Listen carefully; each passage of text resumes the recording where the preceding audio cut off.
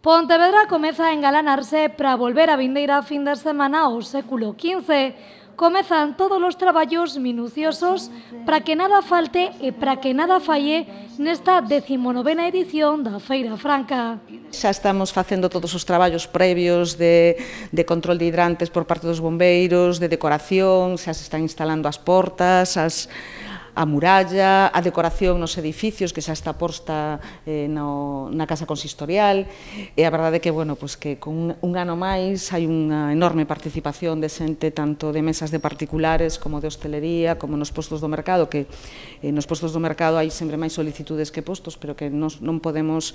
ampliar máis alá do que a festa é capaz de asumir, porque unha das cousas nas que máis incidimos en que para que a Feira Franca siga sendo boa hai que garantizar a calidade. Dende o Concello agradecen a participación activa da veciñanza nesta celebración, unha cita onde xa foron autorizadas 233 comidas e ceas de particulares, 143 convites na hostalería e 68 postos do mercado, 31 de artesanía e 37 de alimentación. Unha cita declarada de interese turístico de Galicia e que neste ano, e xa van 19, estará dedicada ás lendas.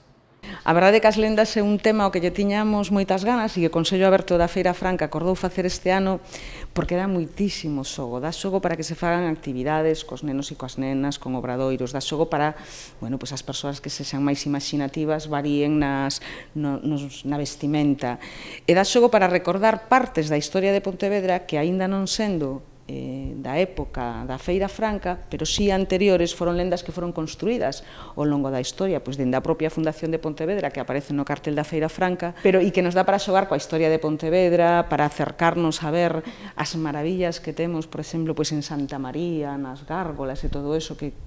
bueno, pues deixar alimentar a nosa imaginación para despois poder, o día da Feira Franca, disfrutar. Así que xa o saben, a desempolvar os traxes de época e a poñer todo a punto, porque o venres 31 de agosto e o sábado 1 de setembro a cidade de Pontevedra celebrará por todo o alto unha nova edición da Feira Franca.